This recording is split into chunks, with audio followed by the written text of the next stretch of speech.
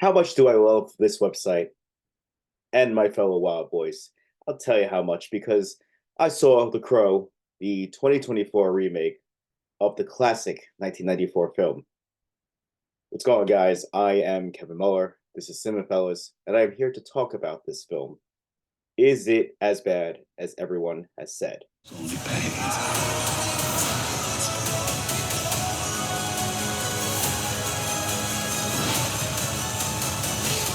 You have no idea what hell awaits you. No, I do.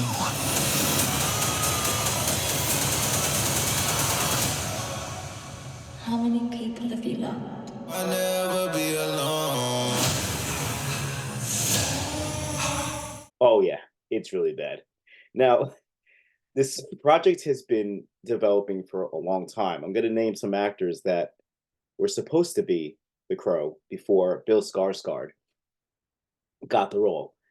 We had Bradley Cooper, Mark Wahlberg, Tom Hiddleston, and I think the closest person who got it made before this was Jason Momoa.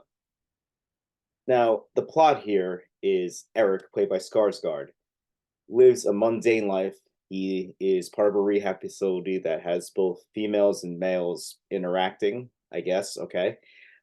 Things change when a new girl named Shelly, played by FKA Twigs, who is a singer or rapper. I'm not familiar with her work.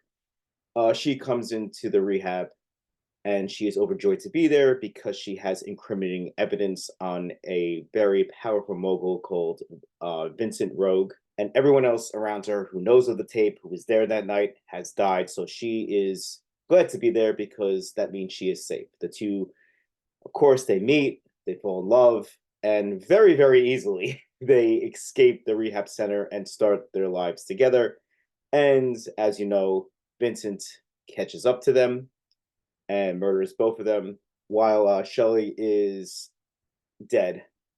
Eric gets a chance to avenge their deaths by obtaining the powers of Crow by regeneration, healing, and it seems a little bit of super strength too. And the way the powers work is if he believes in true love, he will become powerful, but if he doubts their love, he loses the power. And he's sent back up, and he sends it back up to avenge their deaths. Yeah, okay.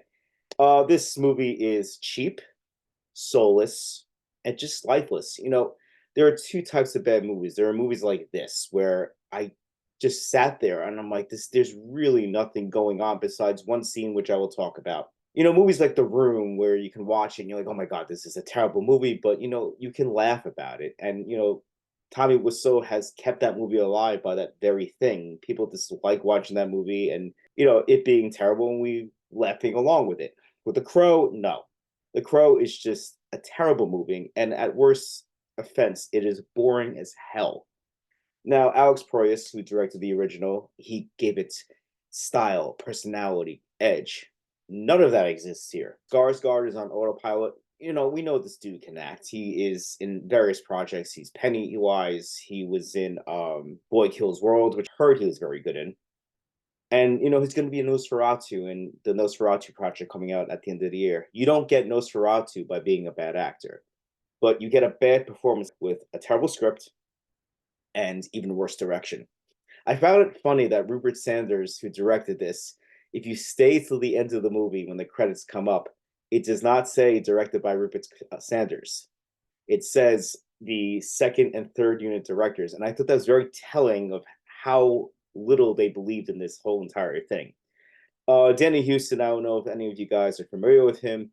You can type him up on the internet, and if you recognize him, he's a very reliable character actor. He usually plays villains, and he does a pretty good damn job. He'll inject some life into a project, even if it's kind of crappy. Not here. He's another one, completely sleepwalking through this film. That's what this film is. It's just a giant sleepwalk. Even when they meet, Eric and Vincent, Danny Houston plays Vincent, there is no spark. There was no chemistry. I'm not even going to talk about the romance because the romance is cringe as hell. FKA Twigs, God bless her, not a very good actress, has no chemistry with Skarsgård whatsoever. I will give this thing one merit though. The fight scene at the end where Skarsgård as Eric goes to avenge the death and finds where Vincent is, and it's at an opera house. He's armed with a gun and he's armed with a sword. And the brutality, the violence, and the gore, that kind of kept me interested for like the 5-10 minutes that was going on. Is the only time the movie actually feels alive and actually feels some excitement. And some of the kills, I'm like, God damn, that's this is brutal, but at least the movie felt alive in those minutes. The script is terrible, as I said, and this whole entire project, from the writing, directing, everything about it, it feels like something that a kid who has no identity, but kind of makes his identity based upon the store Hot Topic, all brooding and sad. This is something that that person would produce. And listen, I don't know, I don't know when the last time a rating this low has been given out, but I am going to give this a half hairpiece. Bill Skarsgard's hairpiece. This is an awful movie. Expect to see this at the end of the year on my worst list. It's pretty high. We have a whole slew of movies coming out now in the fall. They're gonna have to work really hard to dethrone this, because this is actually maybe the worst film I've seen this year. Anyway, so did you agree with me? Did I actually say everything that you felt about this movie, or are you in the minority and you actually like this movie? I like to know what you liked about this movie. I'm serious. I'm not being sarcastic. Comment down below. Come to the website.